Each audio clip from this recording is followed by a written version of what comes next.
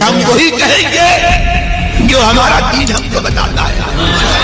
عمل کرو تو تمہارا بھلا ہے, نہیں کوئی عمل کرے تو نقصان ہمارا نہیں ہے, اسی کا نقصان ہے.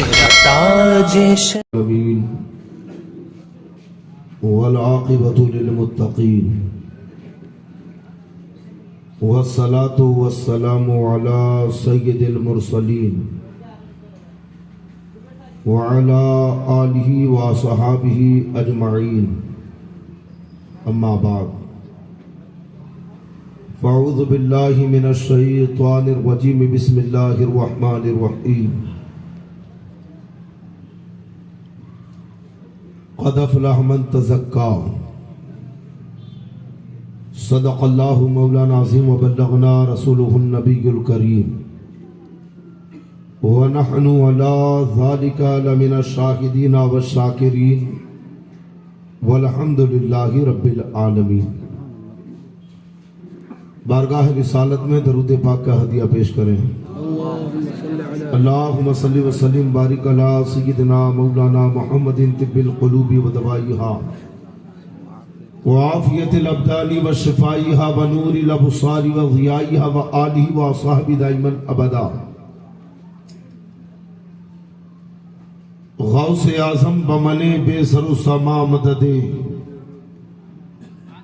قبلہ دی مددے کعبہ ایما مددے.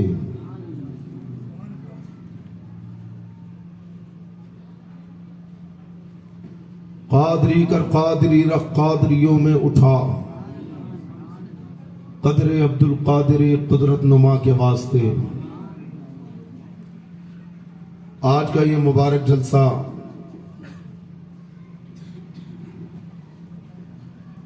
سرکار غوث پاک رضی اللہ تعالیٰ عنہ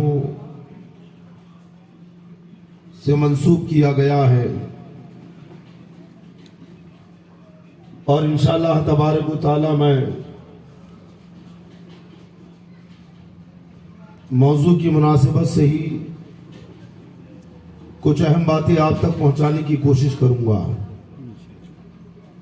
آپ تمامی حضرات سننے کے لیے تیار ہیں؟ بالکل بیداری کے ساتھ. آج آپ کو سننا بھی ہے اور بلوانا بھی ہے, کیونکہ سفر کی وجہ سے طبیعت تھوڑا سا اور ذہن بھی خالی ہے, خالی ذہن. اگر آپ مزاج بنا دیں تو انشاءاللہ بیان ہوتا رہے گا. میں نے بڑا خشک موضوع لیا ہے, اب دیکھنا ہے کہ آپ اس موضوع کا کس طرح سے استقبال کرتے ہیں. علامہ مشتاق احمد نظامی علیہ رحمت رضوان فرماتے ہیں کہ خطیب خود نہیں بولتا ہے بلکہ عوام بلواتی ہے. آپ بلواتے رہیں گے, انشاءاللہ میں بولتا رہوں گا. تیار ہیں؟ انشاءاللہ.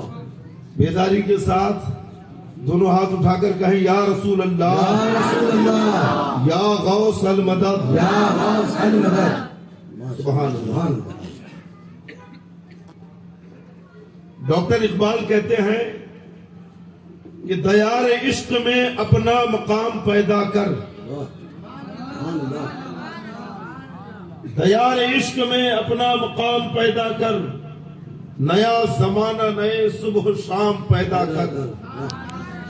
خدا اگر دل فطرت شناس دے تجھ کو, خودی نہ بیچ غریبی میں نام پیدا کر. کیا پیغام دیا؟ خودی نہ بیچ غریبی میں نام پیدا کر, اور نہ ہو ماحول سے مایوس دنیا خود بنا اپنی. نہ ہو ماحول سے مایوس دنیا خود بنا اپنی.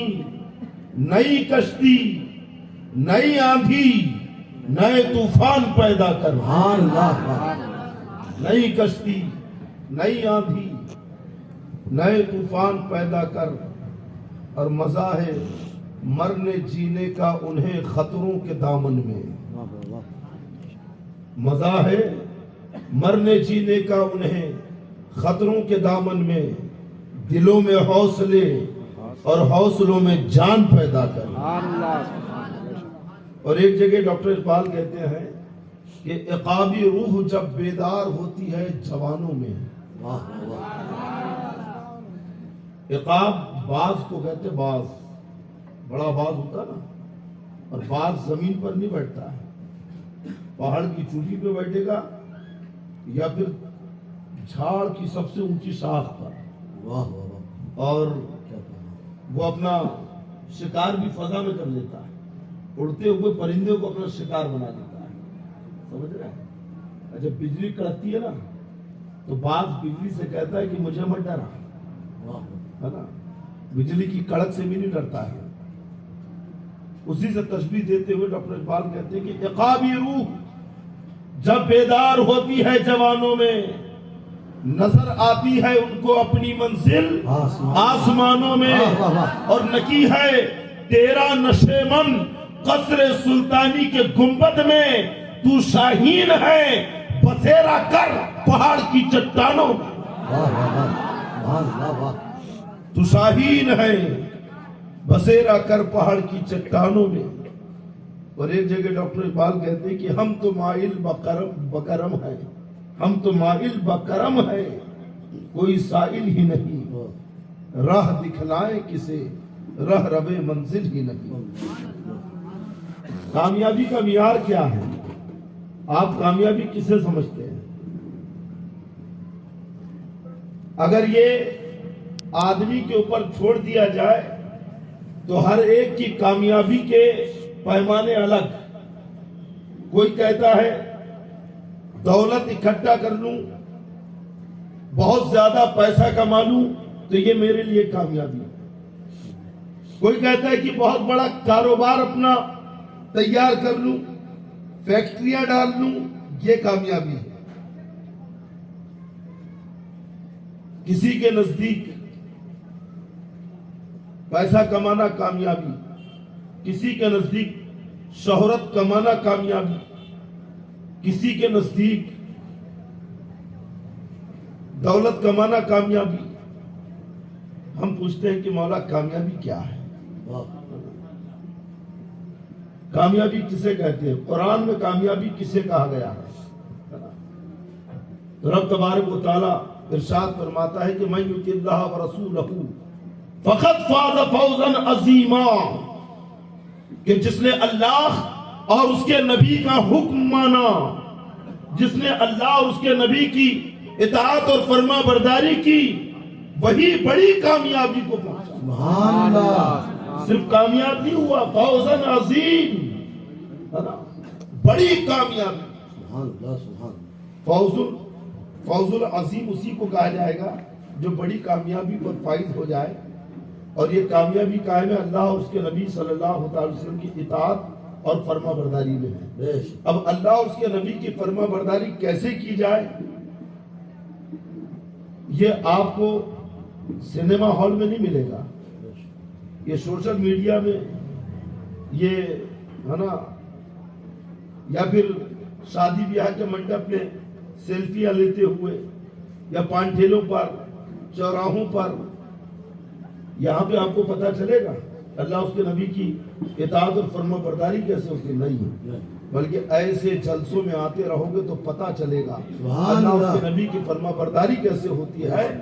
اور اللہ اس کے نبی صلی اللہ علیہ وسلم کی فرما برداری اور اطاعت کی مثال جو سرکار غوث اعظم رضی اللہ تعالیٰ عنہ نے قائم فرمائی ہے. ایسے فرما بردار پوری زندگی دنیا میں آئے تو فرما برداری کرتے ہوئے. آپ کی والدہ کہتی کہ میرے بیٹے عبد القادر نے کبھی رمضان شریف میں دن میں دودھ نہیں پیا. یہ اللہ کی اطاعت اور فرما برداری نہیں تو کیا ہے؟ شریعت پہ عمل کر رہے ہیں. آپ نے کبھی، یہ بچپن کی بات ہے، اور جیسے جیسے بڑھتے گئے تقوی میں کمال پیدا ہوتا گیا، آپ کے تقوی میں حسن آتا گیا، آپ کے درجات میں ترقی ہوتی گئی، آپ کو اللہ نے اعلیٰ اونچا مقام عطا کرتا گیا. کیسا مقام ملا اور کس مقام پر فائز کیا؟ اعلیٰ حضرت امام اہل سنت نے ایک حکایت بیان فرمائی ہے کہ حضرت عبد الرحمن تفسونجی رحمت اللہ علیہ جو تفسونج میں ممبر کے اوپر بیٹھے ہیں، سامنے ان کے مریدین کا، چاہنے والوں کا، سامعین کا مجمع ہے اور بڑے پائے کے بزرگ ہیں، تفسونج کے قطب ہیں، ممبر پہ کھڑے ہوئے اور کہتے ہیں کہ تمام اولیاء کرام میں میری گردن ایسی ہی بلند ہے جیسی بغلوں کے بیچ میں ہنس کی گردن اونچی ہو۔ تمام اولیاء میں میرا مقام ایسے ہی اونچا ہے جیسے بغلوں کے بیچ میں ہنس نظر آتا ہے۔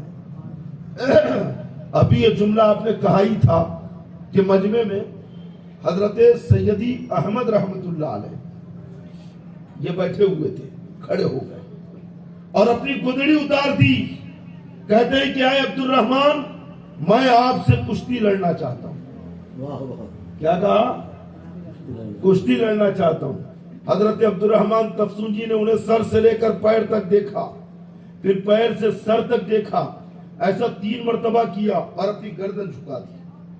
آپ کے مریدین کہتی کہ حضرت آپ جواب کیوں نہیں دیتے ہیں، یا ہمیں اجازت دیجیے ہم جواب دیتے ہیں؟ تو کہتے نہیں، میں نے اس بندے کا سر سے لے کر پیر تک، پیر سے لے کے سر تک جائزہ لیا، اس کے بدن کا کوئی رونگٹا ایسا نہیں ہے جو انوار الہی سے جگمگا نہ رہا، اس کا روا تجلیات ربانی سے جگمگا رہا ہے۔ پھر کہتے ہیں کہ گدڑی پہن لو۔ حضرت سیدی احمد رحمت اللہ علیہ کہتے ہیں کہ فقیر جب اپنی گدڑی اتار دیتا ہے تو دوبارہ نہیں پہنتا ہے۔ اچھا، فقیر سے مراد یہ بھکاری نہیں ہے، یہ جو آج کل بھیک مانگنے کے لیے آ رہے ہیں، وہ چوک پر ایکٹیوا کھڑی کرتے ہیں اور پھر ہاتھ میں ڈھول لے کے بجاتے ہیں محلے، اور دینے والا بھی گناہگار ہوگا کیونکہ بھیک مانگنا حرام ہے۔ سمجھے کہ نہیں؟ یہ بھیک مانگنا حرام ہے، اور اس حرام کام پر بھیک دے کر آپ اس کی مدد کر رہے ہیں تو بجائے ثواب کے آپ کو گناہ ملے گا۔ ہاں، جو واقعی معذور ہے، کما نہیں سکتا ہے، بہت زیادہ بھوکا ہے یا مسافر ہے، کوئی اس کا مددگار نہیں ہے، ان تمام صورتوں میں آپ اس کی مدد کر سکتے ہیں۔ بھوکا ہے، پریشان ہے، مسافر ہے، اندھا ہے، لنگڑا ہے یا بیوہ عورت ہے، اس کی مدد آپ کر سکتے ہیں۔ لیکن یہ جو جگہ جگہ آج کل جنہوں نے پیشہ بنا لیا، اپنے آپ کو فقیر کہتے ہیں اور پھر لوبھان میں دھولی دیتے ہوئے، انگار میں لوبھان ڈال کر، ہے نا، جو پیسے اکٹھا کرتے ہیں، ان کو دیں گے تو آپ دینے والا بھی گناہگار ہو جائے۔ بات سمجھ میں آ رہی ہے؟ فقیر بھکاری کو نہیں کہتے ہیں، فقیر تو جماعت اولیاء میں ایک منصب ہے، ایک مقام ہے۔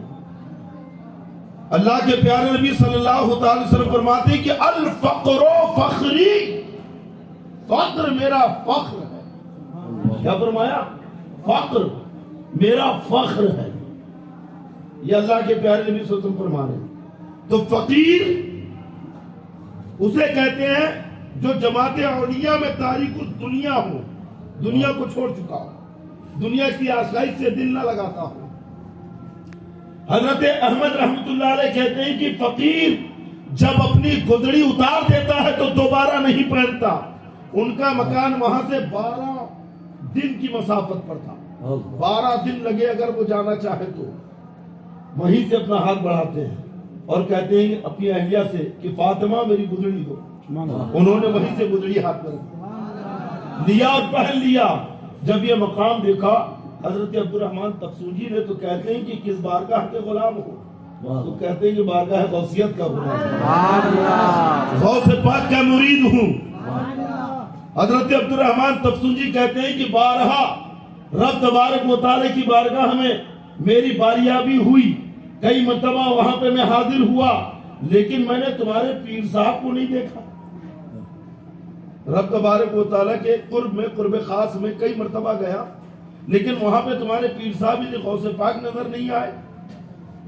انہوں نے پھر اپنے 2 مریدوں کو ایک خط دیا اور کہا کہ جاؤ بغداد شریف اور جا کر غوث پاک سے کہنا کہ کئی مرتبہ عبد الرحمن تفسونجی رب تبارک و تعالیٰ کے قرب میں گیا، مقام خاص میں گیا، لیکن آپ سے ملاقات وہاں پہ نہیں ہوئی، ابھی یہ دونوں مرید تفصیل سے لکھ رہی تھے کہ بغداد سے سرکار غوث پاک نے اپنے 2 مریدوں کو روانہ کر دیا اور کہا کہ جاؤ راستے میں تمہیں عبد الرحمن تفصیلی کے مرید ملیں گے، انہیں ساتھ میں لینا اور واپس جا کر عبد الرحمن سے کہنا کہ جو آنگن میں ہو اسے کیا خبر کہ دالان میں کون ہے، اور جو دالان میں ہو اسے کیا پتا کہ مکان میں کون ہے، اور جو مکان میں ہے اسے کیا خبر کہ کمرہ خاص میں کون ہے۔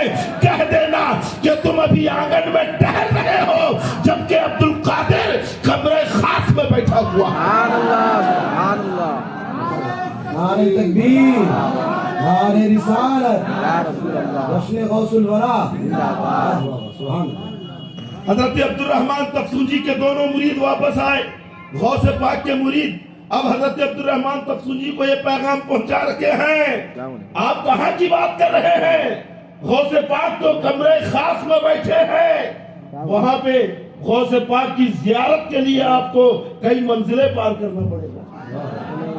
اور کہتے ہیں کہ آپ کو ہو سکتا ہے کہ یقین نہ آئے، غوث پاک نے دلیل بھی دی ہے، حالانکہ یقین نہ آنے کی کوئی وجہ نہیں تھی لیکن دلیل بھی دی، اور دلیل کیا کہ عبد الرحمن تفصیلی سے کہہ دینا کہ فلاں شب اللہ نے جب اولیاء کرام کو خلہ ولایت تقسیم کیا تھا تو جو جبہ تمہیں دیا گیا تھا وہ ہرے رنگ کا تھا اور اس پر سنہرے رنگ سے قل هو اللہ شریف لکھا ہوا تھا۔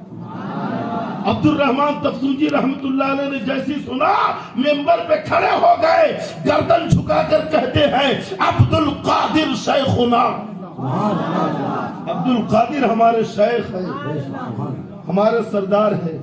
اعلیٰ حضرت فرماتے ہیں کہ راج کس شہر پہ کرتے نہیں تیرے خدام، کیا فرما رہے ہیں؟ راج کس شہر پہ کرتے نہیں تیرے خدام، اور باج کس نہر سے لیتا نہیں قطرہ تیرا، دریا تیرا۔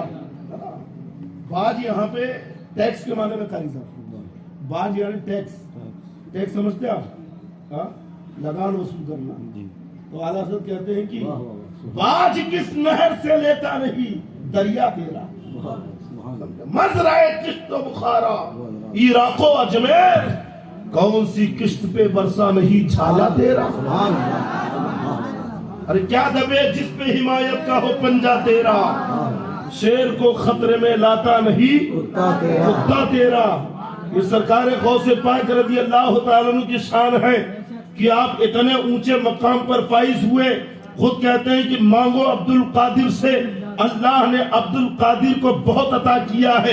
غوث پاک فرماتے ہیں کہ مقامکم الاولی جمع ولکن مقامی فوقکم ما زال عالی، تمام اولیاء سے کہتے ہیں کہ تم سب کے مقام بہت اونچے ہیں، تم سب کے درجات بہت بلند ہیں، لیکن عبد القادر کا درجہ تم سب سے بڑا ہے، تم سب سے اونچا ہے۔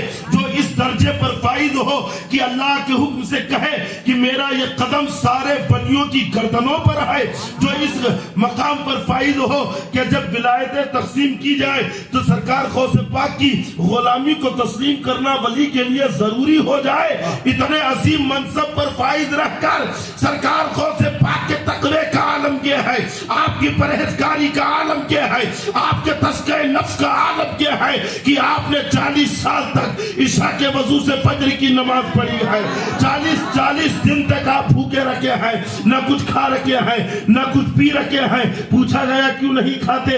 کہ جب تک میرا رب کھلائے گا نہیں تو کھاؤں گا نہیں۔ رب فرماتا ہے اے عبد القادر تجھے میری عزت کی قسم کھا، اے عبد القادر تجھے میری عزت کی قسم پی۔